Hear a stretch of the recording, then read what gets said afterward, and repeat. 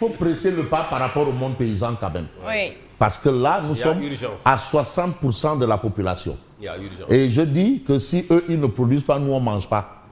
Parce que si aujourd'hui Asma est debout, c'est parce que le paysan a produit. Ah, parce qu'il faut manger. Bon, mais Yacine, elle c'est clair. Elle est surtout bio. Mais aujourd'hui, la saison des pluies a démarré. Tout le monde le sait. Tantôt, vous évoquez les pluies, le ciel qui se remplit, qui désemplit et autres. Mais la situation dans le monde paysan, mais ça ne suit pas. Ça doit suivre. Les paysans attendent toujours les semences. Toujours. C'est vrai que certains ont dit que oui, c'est là, c'est en place. Mais d'accord, mais il faut une équité dans la distribution des semences. Il y a certaines localités où les paysans attendent toujours. Les paysans attendent toujours les semences. Ça, c'est l'information de Tribune. Ça aussi, c'est important de l'indiquer. L'hivernage arrive avec des pluies qui sont tombées au niveau, mais de certaines localités. Non, là-bas, on parle de pluie. On a le Cap-Vert. Non, il a plu à Dakar. Il a plu à Dakar. Dans la banlieue, il y a quelques jours. Oui. Voilà. Vendredi. Vendredi. Voilà. Mais pourquoi est-ce qu'on retarde par rapport à cet état de fait? Parce que aussi, c'est un problème. Pourquoi les paysans attendent toujours les semences? L'hivernage arrive avec des pluies, c'est clair, qui sont tombées au niveau de certaines localités. La distribution des semences n'est pas encore effective sur tout le territoire. Ce n'est pas encore effectif.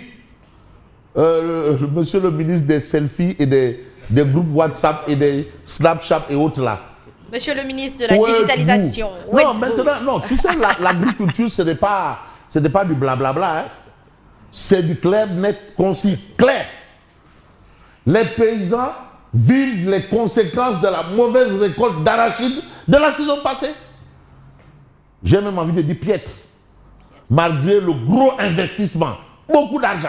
S'il n'y a pas de récolte, difficile d'avoir des semences. Ah!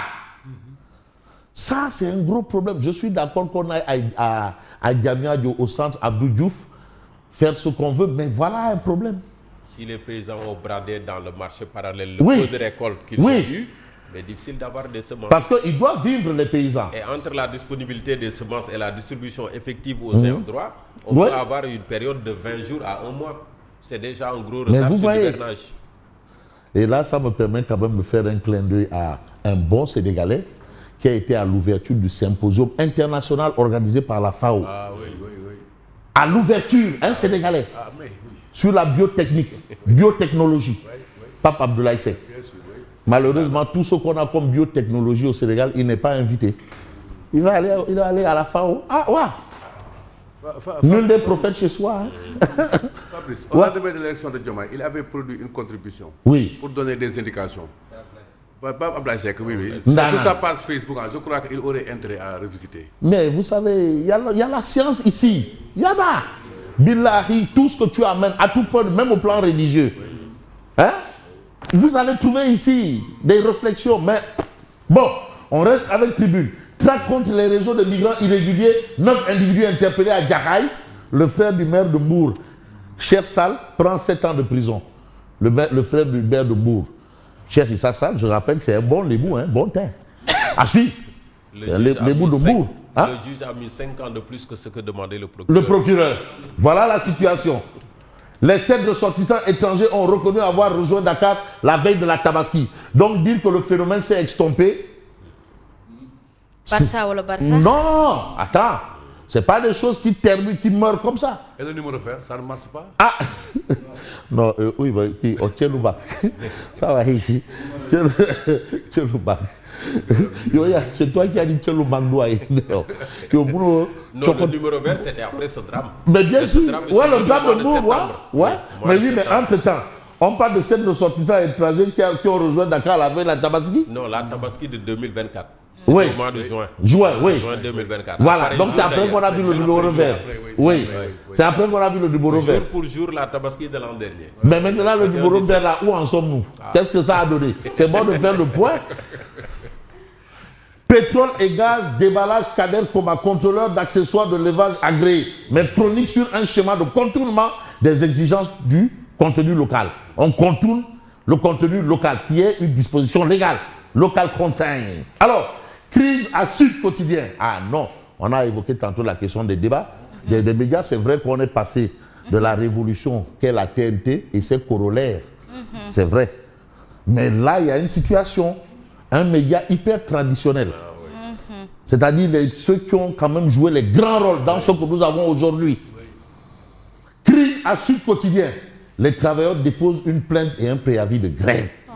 Qu'est-ce qui se passe à Sud Quotidien? Vous savez, la notion de réadaptation aussi, il faut tenir compte de ça. Les réalités du moment. J'ai eu quelques articles qui ont été publiés dans Sud Quotidien à une certaine époque. Ah ben oui. J'étais correspondant à Thiès de Sud FM. Mais non, mais moi, correspondant à Sud FM banlieue, je faisais passer des articles à Sud FM, à Sud Quotidien. Le premier numéro de Sud. Ouais. En 93. Je l'ai gardé pendant longtemps.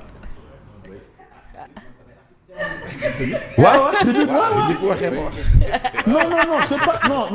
Non, c'est que. La Tribune, Sud Quotidien, Walf Quotidien, c'est des patrimoines. Non, c'est-à-dire. Au moins. Oui.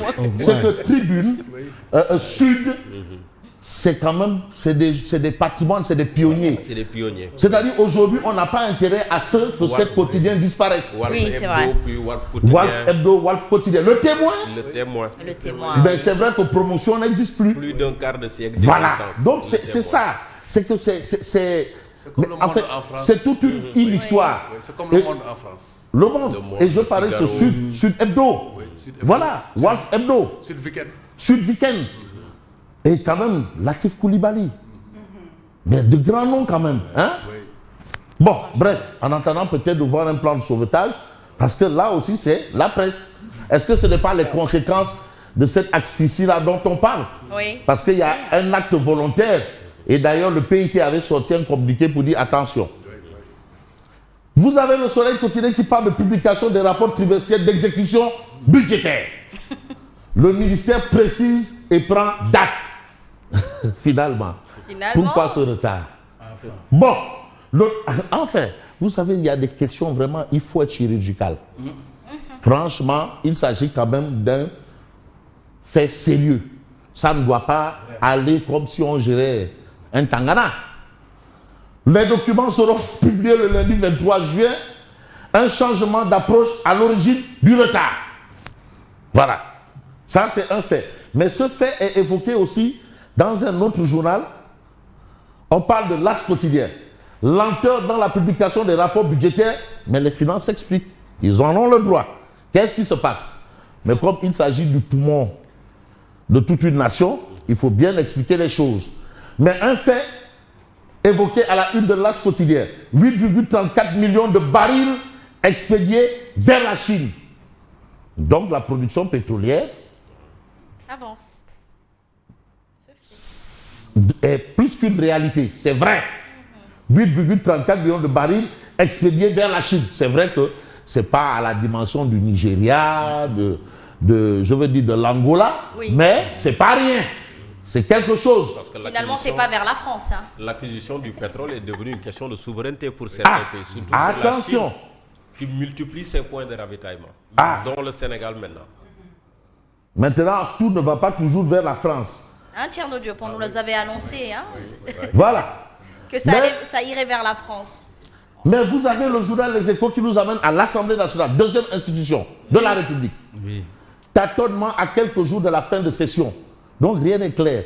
Il y a quelqu'un qui parlait de lisibilité. Je crois que c'est Birahim Seck. Birahim Seck, oui. À tout point de vue. Mais vraiment, la lisibilité, là, est-ce que c'est pas un flou? Prévisibilité. Ah, il a été fort. Tout est... Mais quand même, nous sommes dans une dynamique. Un État, c'est du sérieux. Absolument. Un État, c'est pas un jeu. Et aujourd'hui, on parle de tâtonnement à quelques jours de la fin de la session. Le bureau adopte la LFR, loi de finances rectificative, et le DOB, débat d'orientation budgétaire, mais aucune date fixée par la conférence des présidents. Voilà une situation. Seules les dates de la révision du règlement intérieur de l'Assemblée ont été fixées. Mais il faut être fixé sur cette information. Une autre réunion des présidents pour fixer le calendrier de l'examen de la LFR et du débat d'orientation budgétaire. On fait le point avec les Échos. Vous avez Amin Baketiam, champion du monde. Oui. Voilà, quand même. From Paoskoto. De la région de Kaolack. From Paoskoto. Oui. Voilà. Alors, elle a raison. Non-implication des anciens internationaux dans l'organisation des JOJ.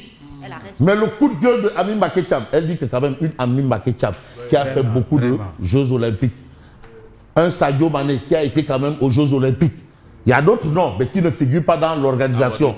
Amadou Diaba. Bon, est-ce qu'il est dans l'organisation ou pas? J'espère qu'ils vont pas oublier Lamine Diack. Voilà. Pourquoi? Qu'est-ce qui se passe? Rendre hommage à Lamine Diack. Voilà. Donc ça, c'est un fait. L'autre fait, c'est le rapatriement des migrants des USA. Ça commence. Le rêve brisé des Sénégalais. Les expulsions s'intensifient et se font en catimini. Ça, c'est l'information du quotidien, le quotidien. Yassi. En catimini. In the pet. Mais qu'est-ce qui se passe entre le Sénégal et les États-Unis? Non, mais pas que les Sénégalais. C'est beaucoup de pays. Oui, je sais, mais particulièrement, pourquoi le Sénégal en fait partie du à l'événement Nicaragua et les autres pays. Mais le Nicaragua, c'est pas que c'est les Sénégalais qui y allaient là-bas. Oui, aussi. Il y a les Nigériens, il y a beaucoup de gens. C'est une situation. Il faut gérer ça. Mais là, maintenant, c'est la diplomatie. Et là, sur ce point, je ne vais pas dire plus que ce que vous savez déjà. En tout cas, tchak open. La peur grandit dans les communautés émigrées. Alors, vous avez ce fait. L'autre fait, c'est quoi? Attaque israélienne contre l'Iran. Mais le Sénégal appelle à la fin des hostilités. Appelle à la fin des hostilités. Au moins qu'on entende la voix du Sénégal. Au moins. Parce que quand même, il faut dire les choses telles quelles. Walf Quotidien parle de récurrence des levées de fonds du gouvernement. Ça, c'est un autre fait. Récurrence des levées de fonds du gouvernement. Mais là où va l'argent, c'est ce que essaye d'expliquer Walf. Ou essaye d'expliquer, essaye de comprendre. L'argent là va où même. Certains vous disent que c'est juste pour payer des salaires. D'autres vous disent autre chose. Mais vous avez des experts en la matière qui se prononcent. L'État est en train d'éteindre les feux partout. Aman Ndiaye, professeur en économie, pourquoi les rendements des eurobonds sénégalais sont-ils si élevés? Ça, c'est aussi des questions. On peut se poser des questions, n'est-ce pas, Yacine? Mais est-ce que Odia se pose des questions? Mais Odia, lui, va droit au but. Et vous avez ici Robert Bourgi, leader et président Baye Bourgi. Bon, finalement, tout ce que Bourgi dit, le duo, le tandem, ça ne les intéresse pas. Avec eux, mon business ne marche pas du tout. J'ai beau leur proposer des costumes dernier cri de détresse, ils préfèrent des tenues griffées locales. Et de loin. Et de loin. Donc voilà un peu la lecture de Odia par rapport à l'actualité du moment. Et je vous dis merci et bonne continuation.